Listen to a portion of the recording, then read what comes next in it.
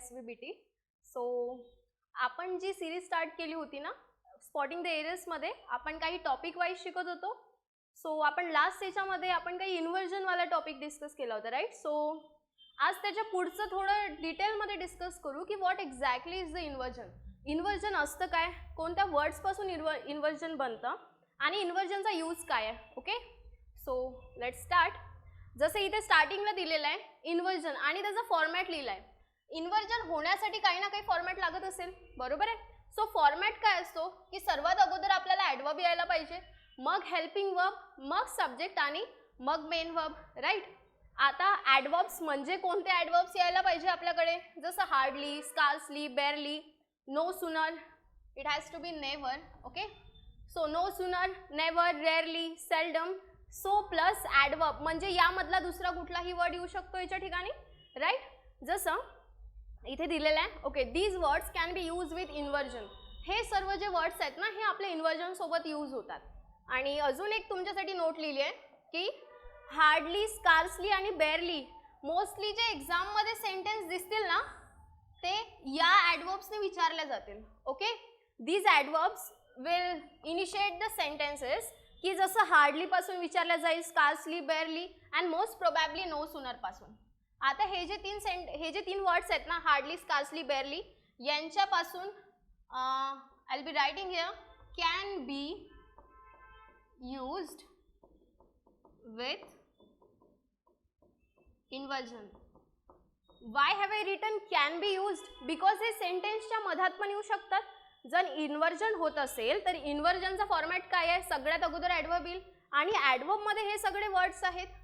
म्हणून मी लिहिलं can be, म्हणजे हे एक तर सेंटेन्सच्या स्टार्टिंगला येऊ शकतील किंवा सेंटेन्सच्या मिडलला येऊ शकतील. ओके, आणि हा जो नो सुनर आहे ना, you might have seen most of the questions has been asked from this no sooner वाला टॉपिक. लाईक no sooner पासून स्टार्ट होतं आणि याच्यानंतर it is always followed by than.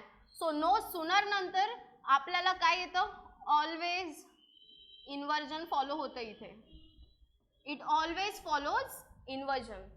Okay, जसं आता एवढं क्लिअर झालंय की सेंटेन्समध्ये जर हार्डली, स्कार्सली, बेअरली पासून आणि या बाकी ॲडवर्ब पासून जर सेंटेन्स स्टार्ट झाला तर सेंटेन्स हे इन्व्हर्जन फॉर्मॅटमध्ये जाईल. आणि मेन आणि दुसरं आहे हार्डली, स्कार्सली, बेअरली, हे जर तीन वर्ड्स आले तर यांच्यानंतर आपल्याला वेन लागेल. एक्झामिनर काय करेल, आपल्याला तिथे देन लिहून देईल किंवा दॅन लिहून देईल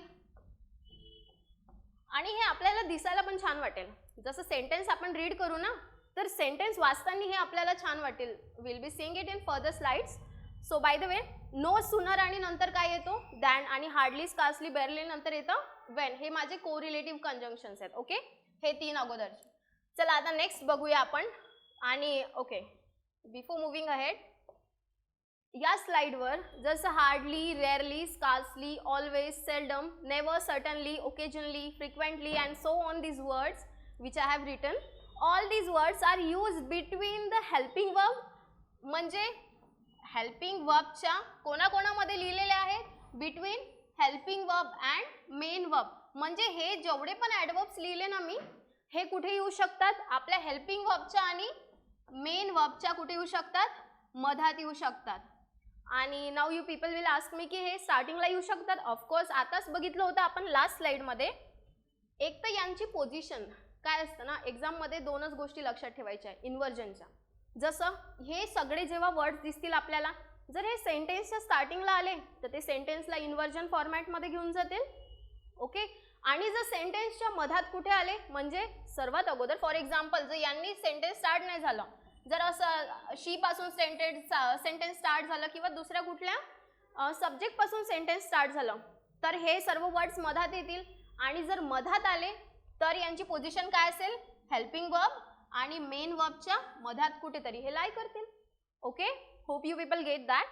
आता बघू आपण लास्ट स्लाइडवरचे दोन क्वेश्चन्स होते. So she has never eaten pizza. As I have told you की हा जो नेवर होता तो लास्ट स्लाइडमध्ये लिहिलेला होता आपल्या. जसं या स्लाइडमध्ये इथे तुम्हाला नेवर दिसतो का, yes exactly here it is, दिसला. हे सर्व वर्ड्स कुठे येऊ शकतात जर सेंटेन्सच्या स्टार्टिंगला नाही आले तर, सेंटेन्सच्या मधात येतील आणि मधात म्हणजेच कुठे हेल्पिंग वर्ब आणि मेन वर्बच्या मधात येतील, राईट. जसं या लास्ट स्लाइड मध्ये होतं, शी हॅज नेव्हर इटन पिझ्झा, तिने कधी पिझ्झा खाल्लेला नाहीये. ओके, शी हॅज, शी होता माझा थर्ड पर्सन सिंग्युलर पर्सन, त्याच्या according I have use here has, आणि हॅज नंतर वर्बचा थर्ड फॉर्म लागतो.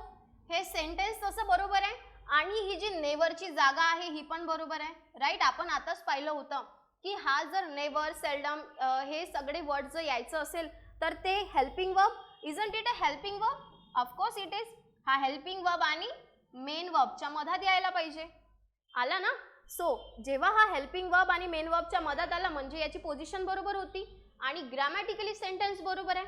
आता जर मला याचं इन्व्हर्जन फॉर्मॅट करायचं आहे, इन्व्हर्जन फॉर्मॅट करायचं आहे म्हणजे काय, तर या सगळ्या वर्ड्स पासून माझा आता सेंटेन्स स्टार्ट होईल.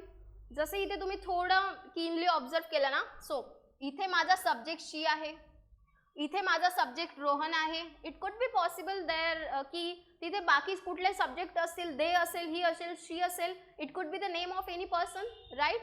मग त्या कंडिशनमध्ये माझं इन्व्हर्जन फॉलो होईल का? नाही. इन्व्हर्जन कधी फॉलो होईल? जेव्हा या सगळ्या ॲडवर्ब्स पासून माझं सेंटेन्स स्टार्ट होईल, राईट.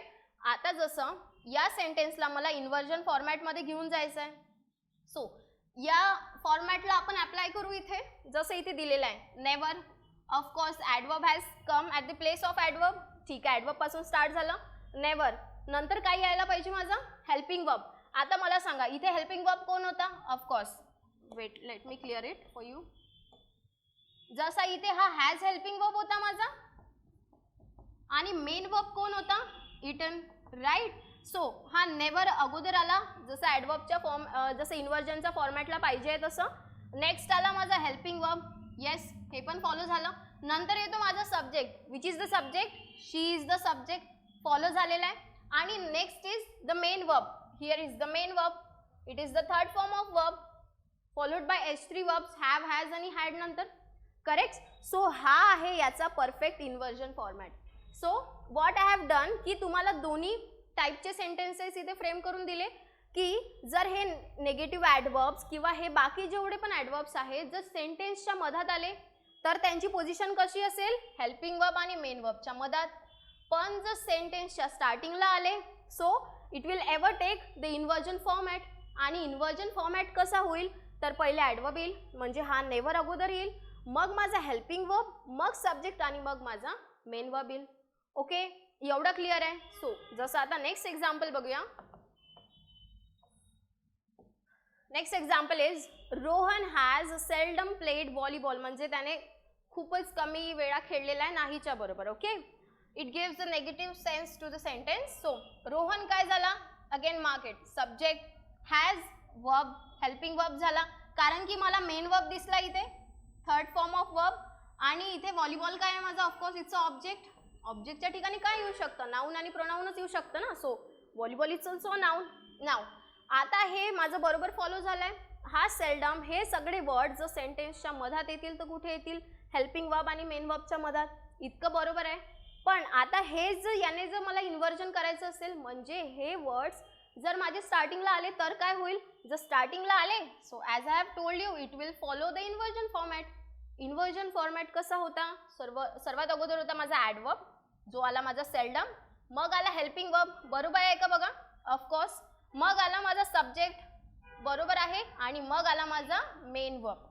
सो हे दोन्ही क्वेश्चन्स, हे जे दोन्ही एक्झाम्पल्स होते ना, तर हे कसं कसे हे ॲडवर्ब सेंटेन्सच्या मधात आले तर यूज होतील आणि कसे हे ॲडवर्ब जर सेंटेन्सच्या स्टार्टिंगला आले तर कसं हे इन्व्हर्जन फॉलो करेल. ओके, एवढं आपण डिस्कस केलेलं आहे. So hope you people got it. आता आपण बघूया पुढे. हे तर मी एक्सप्लेन केलं आहे. आता या सेंटेन्समध्ये जे आता जर सेंटेन्स सॉल्व केलं ना मी, आपण थोडं will try to practise it. Okay, मला हार्डली दिसलं. मला दोन गोष्टी माहिती आहे. जर हा सेंटेन्सच्या मधात येत असेल तर कुठे यायला पाहिजे? हा हेल्पिंग वर्ब आणि मेन वर्बच्या मधात यायला पाहिजे, म्हणजे इथे कुठेतरी यायला पाहिजे तो, राईट. आणि जर सेंटेन्स पासून याने जर सेंटेन्सची स्टार्टिंग होत असेल तर जर हार्डलीने सेंटेन्सची स्टार्टिंग होत असेल तर माझं काय फॉलो होईल? इन्व्हर्जन फॉलो होईल. बरोबर होतं. जर नॉर्मल सब्जेक्टने जर सेंटेन्स स्टार्ट होत असेल आणि जर इथे माझा ॲडवर्ब येत असेल, हा निगेटिव्ह ॲडवर्ब, तर इथे मला हेल्पिंग वर्ब लागेल आणि इथे मला मेन वर्ब लागेल. आणि जर स्टार्टिंगला याने येत असेल, स्टार्टिंगच्या सब्जेक्टच्या पोझिशनवर येत असेल, म्हणजे स्टार्ट करत असेल, तर मला पहिले हार्डली आणि इन्व्हर्जनमध्ये काय असतं, पहिले येतो माझा हेल्पिंग वर्ब, मग येतो माझा सब्जेक्ट आणि मग येतो माझा main verb. Okay, so let's discuss some of this examples. की इथे दिलेलं आहे Rohan hardly goes to college. Now you people tell me, hardly दिसला तुम्हाला? ओके, हार्डली हा सेंटेन्सच्या मधात आलेला आहे, एवढं पण क्लिअर आहे. पण मला सांगा, as I have told you की हार्डली हा तर सेंटेन्सच्या मधात यायला पाहिजे, तर तो कुठे यायला पाहिजे? What was it exact position? So exact position was helping verb आणि मेन वर्बच्या कुठे यायला पाहिजे? मधात कुठेतरी यायला पाहिजे होता. इथे आलेला आहे का तो? Wait, I shall tell you. Rohan माझा सब्जेक्ट आहे, हार्डली माझे ते ॲडवर्ब्स मधला एक झाला, गोज माझा इथे मेन वर्ब आहे, इजंट इट? मेन वर्ब कसा आहे? It's a fifth form of verb, present टेन्सची गोष्ट करतो आणि थर्ड पर्सन सिंग्युलर होता म्हणून इथे गोज लिहिलं मी. ओके, आणि हे टू कॉलेज काय झालं, माझं फ्रेजमध्ये येऊन गेलं, माझं ऑब्जेक्टच्या ठिकाणी आहे. To college it's not an object, it's a phrase. एवढं क्लिअर आहे का? मग आता मला सांगा, हे असं फॉलो झालं का या सेंटेन्समध्ये? नाही झालं ना. मग आता तुम्ही म्हणणार ma'am helping verb हॅजंट given here, की तुम्ही म्हणणार की जो हेल्पिंग वर्ब जो होता ना, it हॅजंट given here. So how will I find that helping verb from this main verb? So okay, now let me tell you. आता हा जो प्रेझेंट टेन्स असतो ना, प्रेझेंटमध्ये आपण हेल्पिंग वर्ब कुठे कोणते यूज करतो? वी यूज डू आणि डज. पास्ट टेन्स सोबत कोणते यूज करतो आपण? We use did of course. या दोघांचीच गोष्ट करूया. आता मला सांगा, डू हा कोणता वर्ब आहे? सिंग्युलर और plural? What if I ask you which which verb it is, singular और plural? So it is a plural verb and it is singular verb. It comes in the form of V5 form वाला verb. Okay, and did is the second form of verb. आणि हा कसा आहे? It could act either singular or plural. आपण past tense वाल्या verb ला we can't judge ना की हा singular आहे का plural आहे. ओके, सो जसं इथे दिलेलं होतं, मग आता मी तुम्हाला सांगितलं की जर प्रेझेंट टेन्स मध्ये सेंटेन्स असेल तर माझे हेल्पिंग वर्ब कोण येतील? डू आणि डज. डू आणि डज कोणाच्या अकॉर्डिंग येतील? तर माझ्या सब्जेक्टच्या अकॉर्डिंग. की सब्जेक्ट कसा लिहिलेला आहे? सब्जेक्ट आहे माझा सिंग्युलर, मग कोण यायला पाहिजे? डज यायला पाहिजे. What if it has given like this, they असतं तर I would have taken do instead of does, कारण की डू माझा प्लुरल वर्ब आहे. ओके, एवढं कळलं? चला, मग आता एवढं तर समजलं आहे की या सेंटेन्समध्ये ही जी हार्डलीची जागा आहे ना, ही चुकीची होती. मग आता how will I correct it? मग मी करेक्ट कसं करू शकते? जर मला विदाउट इन्व्हर्जन लिहायचं आहे तर मी असं लिहिल, रोहन या गोजला मी काय लिहू शकते? सिंपल प्रेझेंटच्या याच्यामध्ये, आणि याच्यामधला जर मी हेल्पिंग वर्ब काढला तर can't I write does plus V1 म्हणजेच डज, आणि गोजचा V1 काय आहे तो? गो. दिसला आता हेल्पिंग वर्ब. मग आता मी लिहू शकते ना याला, जसं Rohan does hardly go to college. बरोबर आहे का? पोझिशन जी होती ती फॉलो झाली का? बघा, इथे होता माझा हेल्पिंग वर्ब, इथे आला माझा मेन वर्ब, आणि त्याच्या मधात माझा हार्डली आला. जे ॲडवर्ब सांगितले होते ज्यांच्यापासून इन्व्हर्जन बनतं, आणि जर इन्व्हर्जन नसेल बनत तर काही त्या ॲडवर्बची पोझिशन कुठे असते? हेल्पिंग वर्ब आणि मेन वर्बच्या मध्यात असते. एवढं क्लिअर आहे? आता जर या सेंटेन्स पासून सुरुवात झाली असती, आय मीन हार्डली पासून सुरुवात झाली असती, तर इन्व्हर्जन आलं असतं ना. मग इन्व्हर्जनचा फॉर्मॅट कसा आहे? हार्डली नंतर मला काय लागतं? माझा हेल्पिंग वर्ब लागतं, हार्डली डज रोहन, माझा सब्जेक्ट येईल गो टू स्कूल. एवढं कळलं का? की जर हार्डली हा सेंटेन्सच्या मधात आला तर तो मेन वर्ब हेल्पिंग वर्ब आणि मेन वर्बच्या मधात येईल. आणि जर हार्डली पासूनच जर माझं सेंटेन्स स्टार्ट झालं तर तो इन्व्हर्जन घेईल. आणि इन्व्हर्जन फॉर्मॅट कसा बनवेल? तर पहिले तो हेल्पिंग वर्ब घेणार, मग सब्जेक्ट घेणार आणि मग मेन वर्ब घेणार. ओके, एवढं कळलं. चला आता हे नेक्स्ट सेंटेन्स आहे. Will try to solve it. Okay, now they काय आहे माझा थर्ड पर्सन, बट कोणता वर्ब आहे? It's a plural verb, sorry plural subject, it's not a verb, I am sorry. Third person, it's a plural subject. Rarely पुन्हा त्याच words मधला एक होता जे ॲडवर्ब सांगितले होते. Next talk, it's a first form of verb. Then to each other, हा झाला माझ्या ऑब्जेक्टच्या ठिकाणी जे काही नेक्स्ट वर्ड्स आहेत. So they rarely talk to each other, ते रेअरली बोलतात कोणासोबत? एक दुसऱ्यांसोबत ते रेअरली बोलतात. सो हा तर माझा फ्रेजचा पार्ट होऊन जाईल. नाव आता मला सांगा, दे माझा हा प्लुरल सब्जेक्ट होता, पुन्हा मला रेअरली दिसला. नाव यू पीपल टेल मी की रेअरलीची पोझिशन बरोबर आहे का? नाही, कारण की रेअरली जर सेंटेन्सच्या मधात आला असता, सो कोणाच्या आतमध्ये आला असता तो? एक तर इथे हेल्पिंग वर्ब आणि इथे रेअरली पाहिजे होता आणि इथे पाहिजे होता main verb. Now what is missing here? Helping verb has missing here, so sorry missed here. मग आता या टॉक मधून जसं मी तुम्हाला सांगितलं होतं ना, या गोज मधून आपण हेल्पिंग वर्ब काढला होता. नाव यू पीपल टेल मी या टॉक मधून हेल्पिंग वर्ब कसा काढणार आपण? So let's try together. Talk, it's a first form of verb, isn't it? Yes. So talk हा माझा वर्बचा फर्स्ट फॉर्म झाला. आता याच्यामध्ये मला माहिती आहे डू आणि डज काय आहेत, माझे हेल्पिंग वर्ब आहेत. Aren't they? Of course they are ना. सो डू आणि डज हे माझे हेल्पिंग वर्ब आहे. आता हा टॉक वर्बचा फर्स्ट फॉर्म आहे, पण मी डू यूज करू का डज यूज करू? कोणाच्या अकॉर्डिंग यूज करेल? या सब्जेक्टच्या अकॉर्डिंग. आणि माझा सब्जेक्ट कसा होता? माझा सब्जेक्ट प्लुरल होता ना. मग सब्जेक्ट प्लुरल आहे, so I must have used do. म्हणजे इथे काय होणार? Let's change this sentence. हे सेंटेन्स काय होणार? दे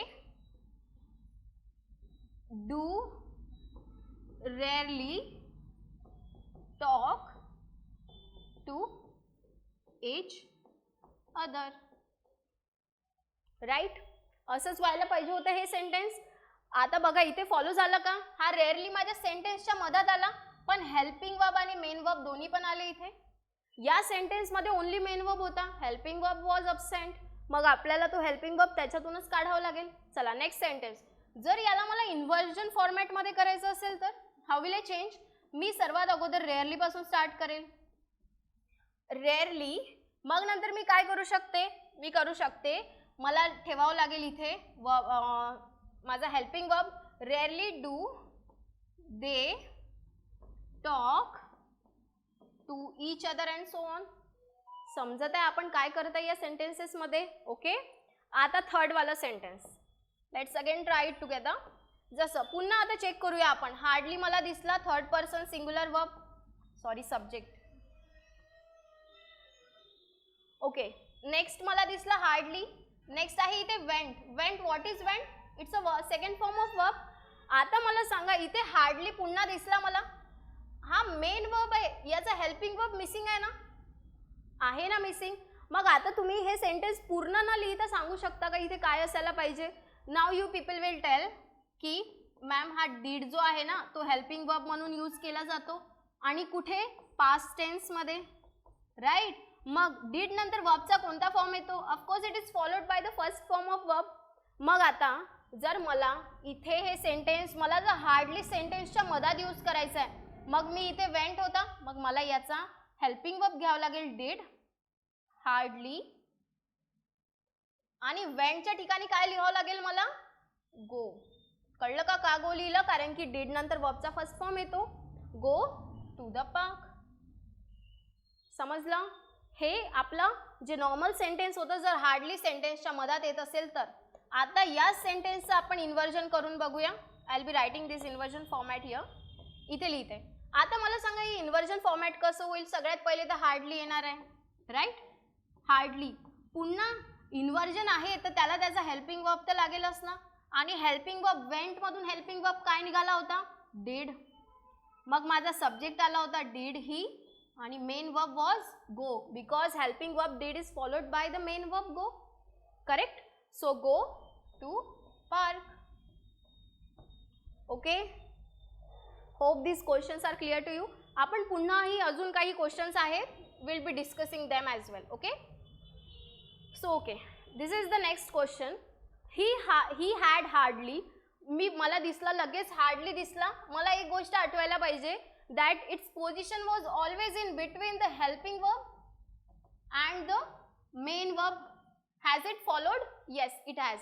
जसं हार्डली हा हेल्पिंग वर्बच्या आणि मेन वर्बच्या मध्यात आला. ठीक आहे. आता ही had hardly open the door, than दिसला का तुम्हाला? आणि मी काहीतरी सांगितलं होतं फर्स्ट स्लाइडमध्ये. आता आपण इन्व्हर्जन वगैरे तर सर्व बघितलं, पण hardly, scarcely, barely are followed by when, आणि तिथे काय लिहून होतं? दॅन. तेच आपल्याला छान वाटतं, राईट? पण ते तर चुकीचं आहे. मग इथे असायला काय पाहिजे होतं? हे तर बरोबर आहे इथपर्यंत सेंटेन्स, इथपर्यंत तर एरर नाही आहे ना. एरर कुठे आहे? तर या दॅन मध्ये आहे. Instead of than will write when. Okay, इथे व्हेन असायला पाहिजे होता. म्हणजे आता हे सेंटेन्स बरोबर आहे. He had hardly open the door when the two strangers entered the house. Okay, clear आहे. आता नेक्स्ट सेंटेन्स बघूया. We had scarcely reach the theatre. पुन्हा इथे मला स्कार्सली दिसला याची. ओके,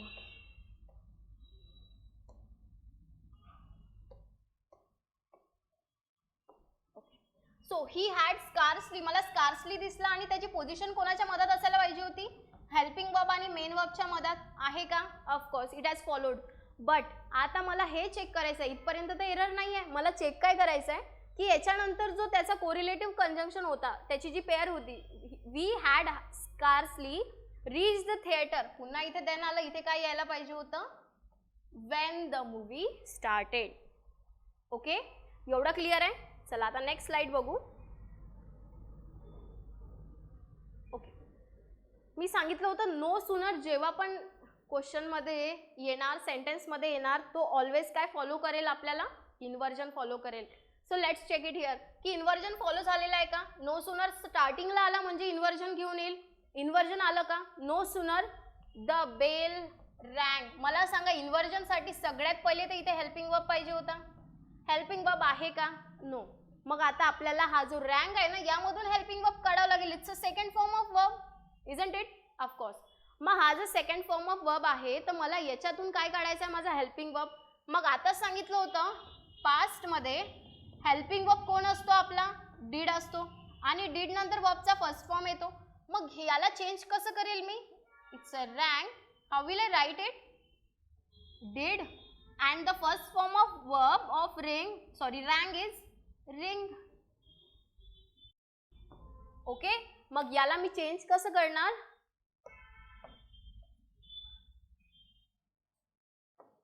नो सुनर did, नंतर माझा आला सब्जेक्ट द बेल, रँग का? नाही, रिंग.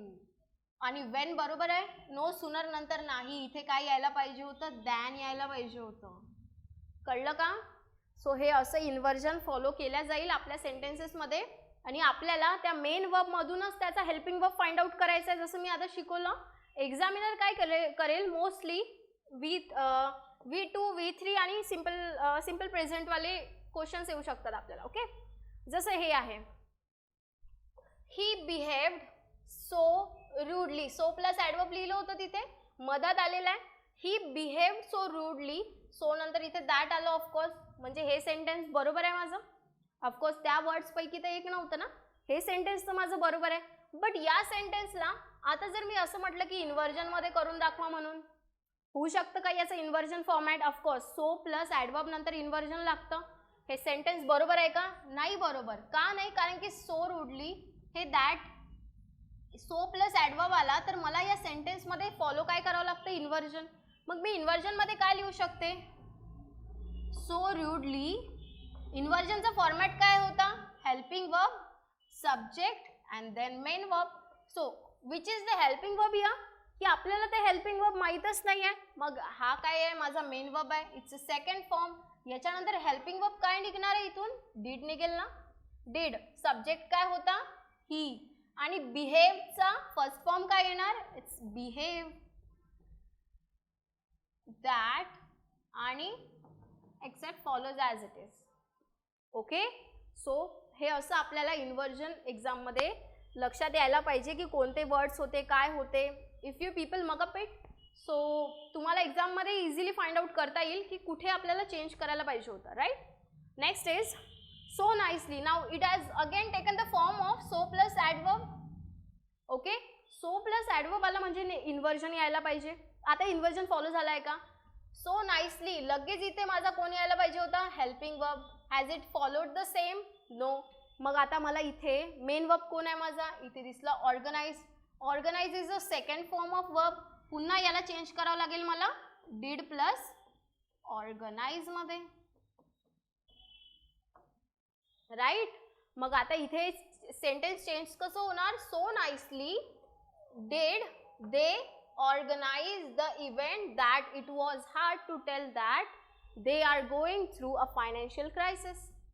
ओके, हे असं यामध्ये चेंज होऊन जाईल. आणि आय गेस लास्ट सेंटेन्स आहे, rarely Sonali has a chance to read novels. पुन्हा मला इथे ॲडवर्ब दिसला. रेअरली नंतर मला काय फॉलो व्हायला पाहिजे होतं, इन्व्हर्जन. रेअरली नंतर मला इन्व्हर्जन फॉलो व्हायला पाहिजे होतं.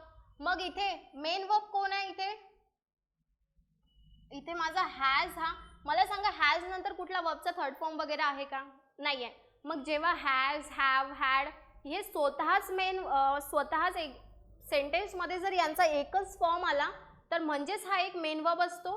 म्हणजेच इथे माझा हॅज हा मेन वर्ब आहे. मग आता मला सांगा हॅज हा कोणत्या याचा मेन वर्ब आहे. Let me write some forms of verb for you. Have it's a first form of verb. Second is had, third is again had, fourth is having, आणि fifth is has. आणि fifth form of verb always represent present tense. Present मध्ये use होतात. आता मला सांगा present मध्ये use होतात तर याच्यातले हेल्पिंग वर्ब काढण्यासाठी कोण लागेल मला, इथे ऑफकोर्स डू लागणार आहे ना, डू आणि डज लागणार आहे. आता डू कोणाच्या अकॉर्डिंग आणि डज कोणाच्या according.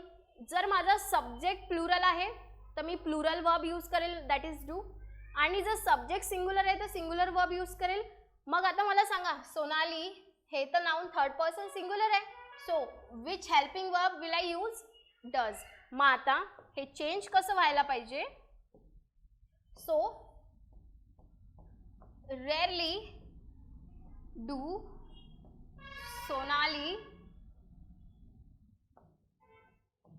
have a chance to read novel. and again do नंतर वर्बचा फर्स्ट फॉर्म येतो. हॅज तर माझा वर्बचा फिफ्थ फॉर्म होता ना, मग याचा फर्स्ट फॉर्म काय होता तर हॅव होता. Okay, so this was for the today's session की याच्यामध्ये आपण इन्व्हर्जन फॉर्मॅट शिकलो की इन्व्हर्जन कुठे येऊ शकतं, कोणापासून स्टार्ट होऊ शकतं. जर सेंटेन्सच्या मधात ते जे इन्व्हर्जनवाले वर्ड्स आले किंवा ॲडवर्ब्स आले तर त्यांची पोझिशन काय असायला पाहिजे. And what if the sentence has started from those negative adverbs, then how exactly the inversion will happen in the sentences. We have taken each and everything of it. Hope you people got it and enjoyed the session. So if you like it, please like, share and subscribe, and thank you so much for watching this session. Thank you.